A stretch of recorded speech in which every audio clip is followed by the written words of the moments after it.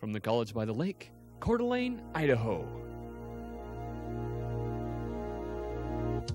Local, regional, national, and international guests discussing the issues and topics affecting the way you live are on Forum, the North Idaho College Public Forum, with your host and moderator, political scientist Tony Stewart. Today we bring you our 12th program and the final one in this series that's been entitled Journey Through Time.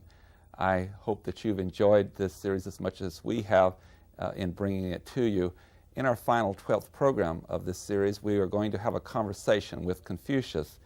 In order to carry out that exciting endeavor, we welcome to our program Dr. Alicia John, who is a professor of Chinese and Japanese languages at Washington State University in Pullman, Washington. Our guest holds a PhD from St. John's University, and he has authored a number of books and publications. But today we want to talk with you, Dr. John, as Confucius, who lived from 551 to 479 BCE. I would say on this series the oldest guest that we've had in time. Confucius was influential not only in his time, but has been now for 2,500 years. He is described as the most famous philosopher of Chinese history.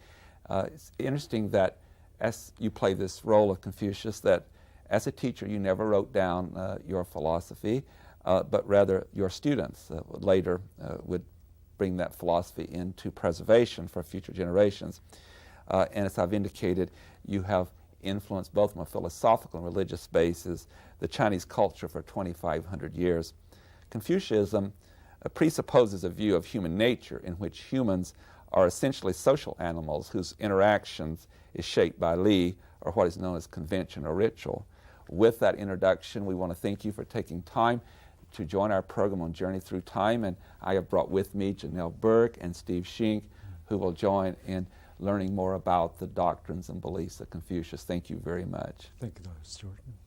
And I will start the question with Janelle Burke. Confucius, it's a great privilege to be able to talk with a teacher of your stature. Is it possible for you to tell us what were the early influences in your life? You lived so very long ago. What were the early influences in your life that led you to become a teacher?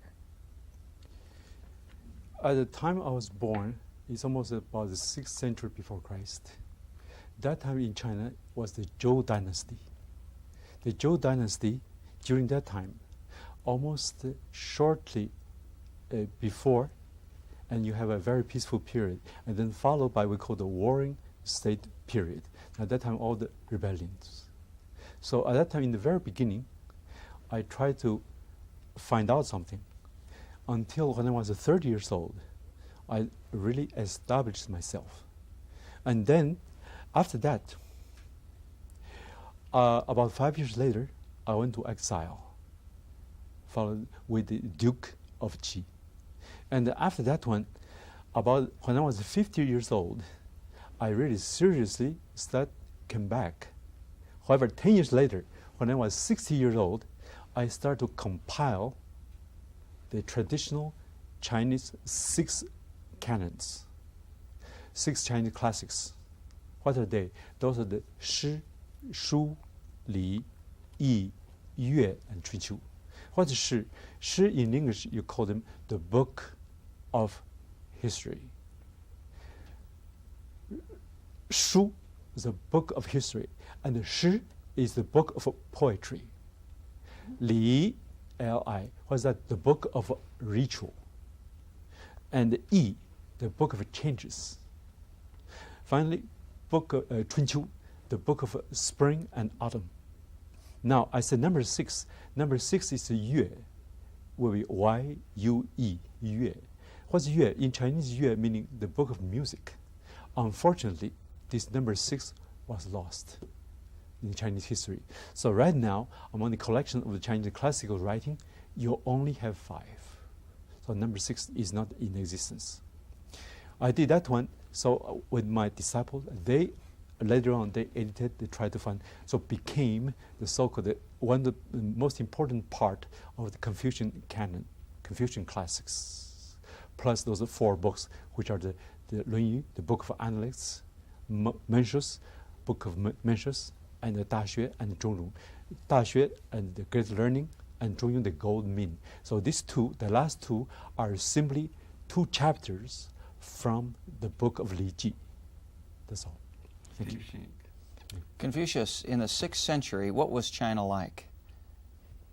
That time, it was, I just mentioned a few minutes ago, was the Zhou dynasty. And the Zhou dynasty was, at that time, was kind of some part peaceful and some part was kind of in turmoil. So it depends which state. In the state where I was kind of a study or the kind of disorder. So I had to leave the state. I went together with the Duke, went to a neighboring state in order to find kind of safety. So China was ruled by one emperor in this dynasty? That time, the dynasty was the dynasty, yes. However, as I said, in Chinese, shortly we call it, later on you have the warring state period, that you have 7 countries. I see. 7 countries, not one. Although the emperor was still in power, was kind of symbolic gesture there. And the later on, but the other 7, so each one, among the 7, they're not equal. One is stronger than the rest of 6. I see. So therefore, you do have strategies that came out later on, try to convince them to join together, the 6 join together in order to challenge that number 7, which is the strongest one. Yes. Does your 6th century China have contact with any other peoples in other countries? I do not believe we had, because in the Chinese history, I do not believe that any written history in existence talking about this period. No. And my last question about China, or at least as a background question, is whether or not there was an active religion in China at that time, or was the emperor or the heads of the various states, were they considered godlike figures? The religion in China always, yes, in the religion in China, we did have the so-called popular religion. Now, the popular religion, I do believe those Western scholars classify as animism. But that is not quite right. It's simply the Chinese religion is a mixture between the so-called the popular religion, the popular belief, and the so-called kind of determined by the royal court. Now, as you know, that even in the ancient Rome, in Europe, there's a saying, cuius regio, eius religio, means whoever is in control of the place, his religion is the religion of the place. So therefore, that's what happened in China. Well, go ahead. Excuse me for interrupting, but I asked that question for a purpose, because I think some people in our time think of Confucianism as a religion. Yes. And I want to ask you how you feel about that. Yes. This morning, when I was talking about that one in the first lecture, we said, talking about, is Confucianism a religion? I did clearly distinguish. If we understand the term religion, as we understand here in the States, religion is a body. Clearly, you have the founder there, and you have the set dogma, you have the beliefs, you have the ceremonies, everything. Now, in that sense, Confucianism is not a religion. Why? Because Confucius, I never clearly said, I'm the founder, here are my dogma, here are my beliefs, and so forth. However, later on, because of my influence, the later court decided that kind of belief, which is definitely in accordance with the Chinese tradition, I would like to have that one considered as a Chinese religion, quote-unquote religion. So therefore, to answer your question, Confucianism is a religion or not? My answer, Confucianism is not a religion in our sense, but Confucianism is very religious. I see. Thank you. Because of all the religious belief. Yes. Mr. Confucius, we're near the end of your life. You're going to be 70. Yes. And let's suppose you have been a teacher, all those years, and knowing that it's going to be written into those books, as you indicated. I know we have people watching you, going back for 2,500 years, saying, well, what was Confucianism? What were the main tenets or principles? And as I ask that question, I know that in the 20th century, when we talk about a lot of individualism and democracy, that Confucianism was not involved with individualism like it was order and the community. So would you go through an education for our public by telling us the main principles? Yeah, thank you. For that aspect, we might have looked at one for 3 aspects. Number 1, I stress very much on individual. For individual, he should practice the spirit of benevolence, the spirit of understanding, the spirit of cooperation. And number 2, I'm not only as an individual, but I'm also as a member of a family. So therefore, I have my duty toward my family members. I have to perform all my family duties. Now, and go another further to God, I also am a citizen of a state. Therefore, I have my functions, I have my obligation to fulfill, to follow all the rules, all the laws of the state. So therefore, in this sense, the individual in the Chinese sense was not only as an individual per se, as himself, but rather consider the individual as individual, yes, but also as a member of a family, also as a member of a state. Therefore, he got all the relations. And all of those become essential. And if you try to departmentalize or separate those, then it would not be Confucius. Yes and no, because in our Western the aspect, we could clearly distinguish.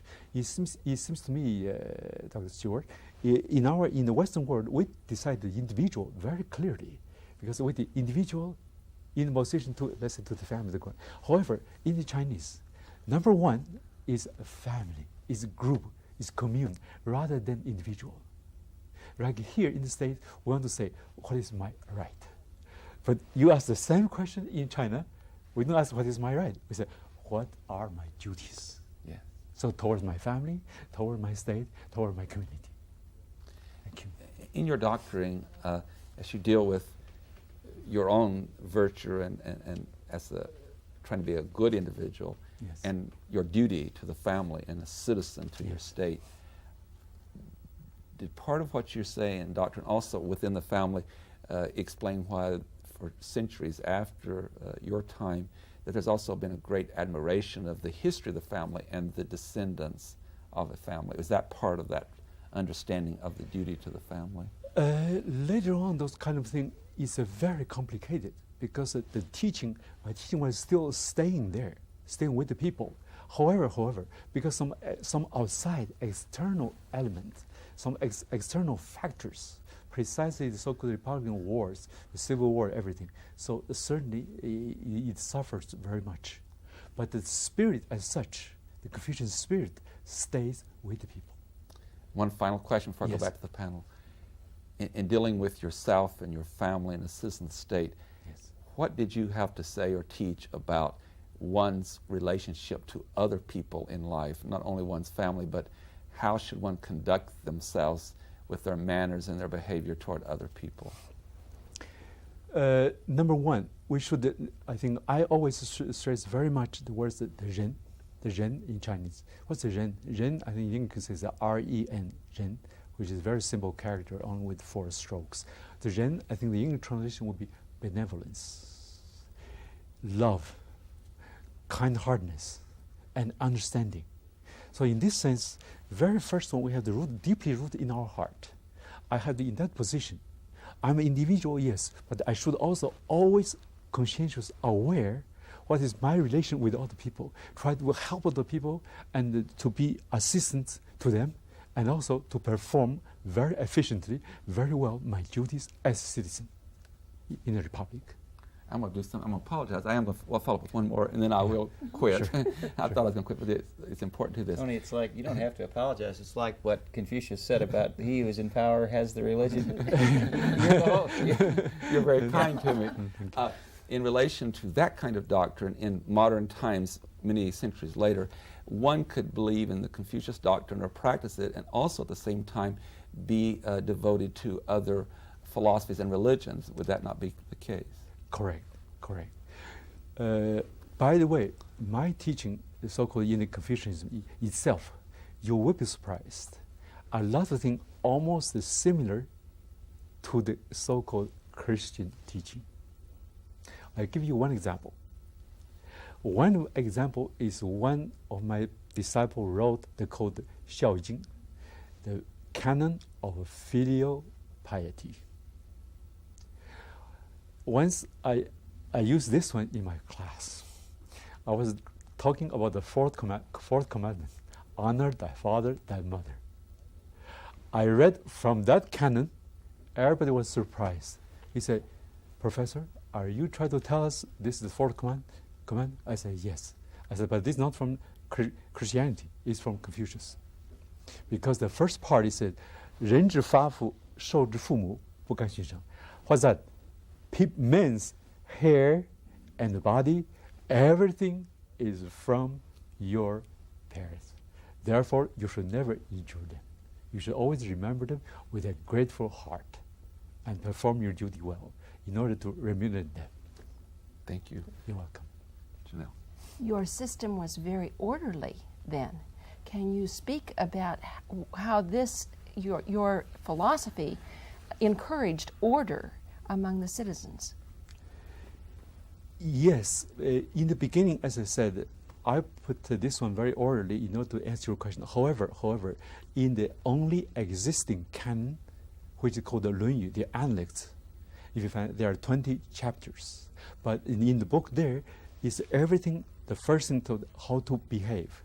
And that way, looks like there's no order. But what I'm saying, I put in order here just for the presentation here and now. Just I want to say individual, in his relation here, one-to-one, like a husband toward a wife, and the father toward a son, and so forth. And then as a member of the community, as a member of the state, and so forth. However, in the writing itself, I put everything just kind of in a big, it's a kind of collection of my saying in the book of Analects. Now, all of your work then, though, led to a very orderly civilization. Yes. In other words, there was not you were bringing disarray, or from disarray, you were bringing order, because there was a great deal of disarray in your country at that time. And it was not a very populated country at that time, isn't that correct? That time the country was you can say it was relatively peaceful. However, because of the civil war, because of civil competition, so therefore you got to look for which kind of prince, which kind of duke, which kind of general, if you want to use this one, is stronger. So therefore you try to have, we call it for survival. So that's why I traveled many times from this country, from that state to that state. Finally, I found one place so I can settle down and to do my work. Steve Sheen. Confucius, as a teacher, this may sound like an odd question, but isn't it true that learning is one of the fundamental principles of Confucianism? Isn't that what you teach? In part, Yes. that the individual has a responsibility to learn? Indeed, the learning we try to use tell people to be aware, to be familiar with the so-called traditional Chinese kind of writing, as well as Chinese traditional thought, because this is the way. Now, in the very beginning, as I said, although I was the first one to compile all the tradition, before that there were some writing, but some people are not aware. So I was the first one to compile those 6 canons I just mentioned a few minutes ago, as well those later on in the later century, they compiled those 4 so-called quote-unquote Confucian classics, which I have nothing to do because that's already done about 200 years later. Yeah, that's right. But the idea to study, to research, to decant is very, very true. But I would like to add one more point, because in China there was kind of strictly speaking, in general, you have the 2 classes division, so-called the literary class, as well as the general people. While the general people, they are not kind of learned. You might say like they didn't go to school. Yes. While the other side, they go to school is to learn to memorize the classics. So therefore, we got to be careful in order to answer to say that is the whole country kind of undermine. Yes and no. Yes means that some of them, they are practicing this kind of filial piety or kind of benevolence or kind of justice through the family environment. But the others are through the reading of the so-called classical works. Thank you.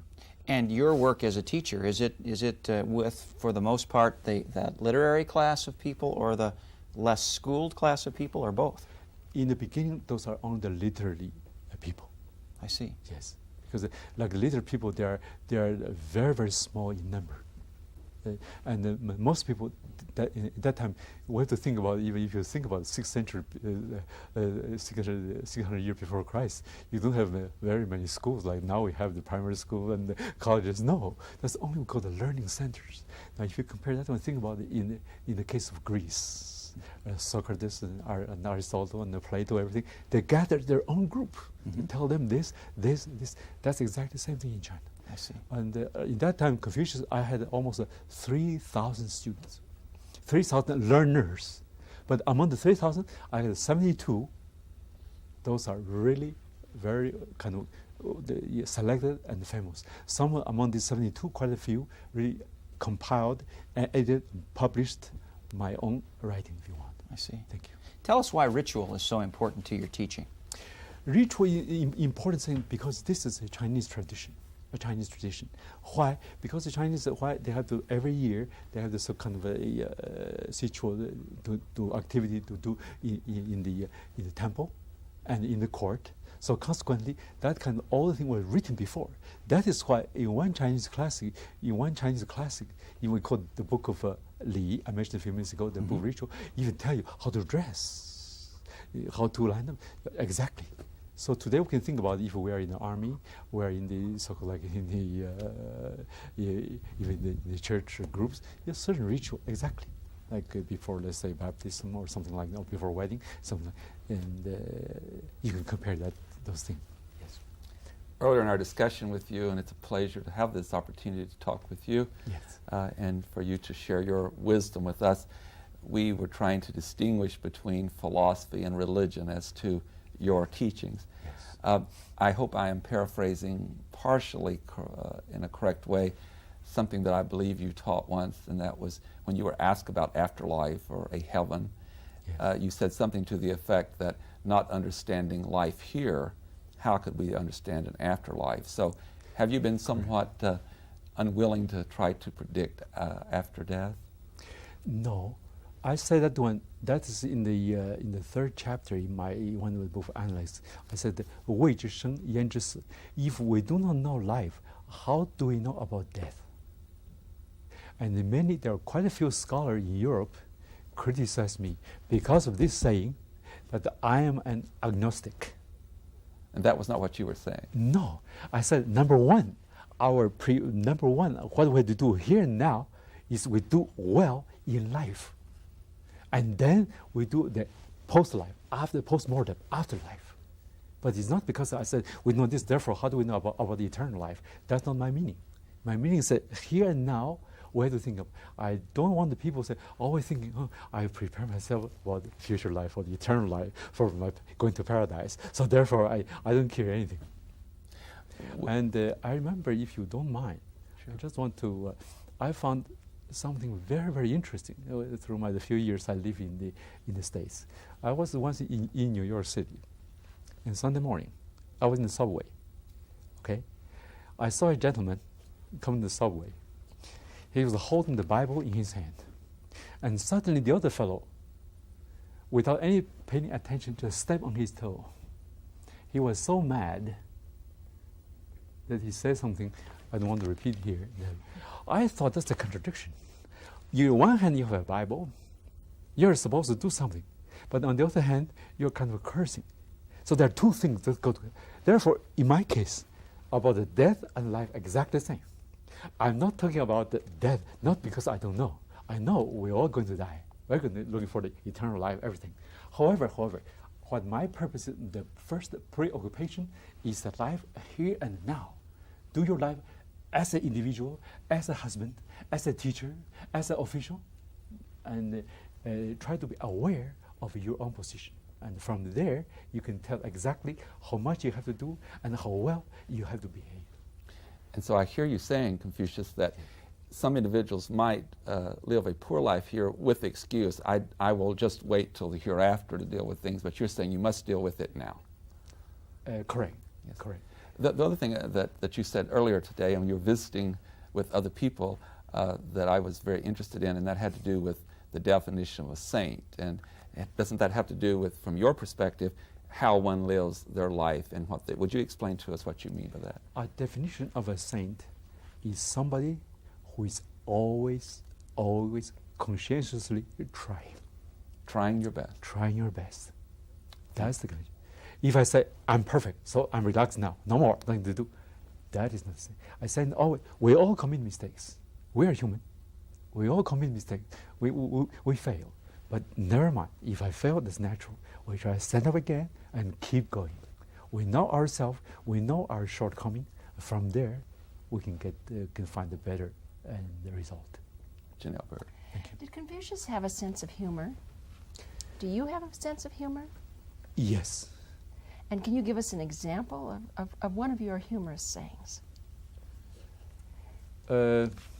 Perhaps in terms of how things relate one to another. Okay. I remember once, I think I would like to give you one argument. The thing is this one. I think you're going to agree with me, my first argument and the conclusion. Okay. This argument I learned when it was a long time ago. I was studying Latin in high school. The first part is qui dormit, qui bibit vinum, dormit. In English, whoever drinks wine sleeps. That is natural. Whoever drinks wine sleeps. Fine. Number two, qui dormit, non peccat. Whoever sleeps, because you're sleeping, you're not responsible. Therefore, you don't commit sin. We have 30 seconds. Oh, 30 seconds. Therefore, whoever does not commit sin is in the state of grace. Whoever is in the state of grace is with God. Whoever is with God is in paradise. Therefore, whoever drinks wine is in paradise. Is with God. Thank you very much. There's that's a real great example in which to close our program. Right. Confucius, on behalf of Steve and Janelle, we thank you so much. Thank you very much. Your wisdom has been wonderful for us. Ladies and gentlemen, with this, we're bringing to a close, as I indicated at the beginning of the program, a 12-week series entitled Journey Through Time, Conversations with the World's Great Women and Men. I hope you've enjoyed this series as much as we've enjoyed bringing it to you, and we hope you've learned as much as we have. It's been very, very rewarding to us, and I would invite you to be with us again next week at this same time to discuss yet another subject. Until then, please have a good week. I am Tony Stewart.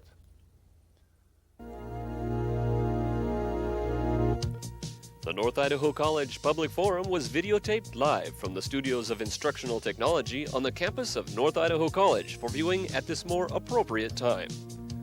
We invite you to join us again next week for another all-new edition of the North Idaho College Public Forum on this public television station.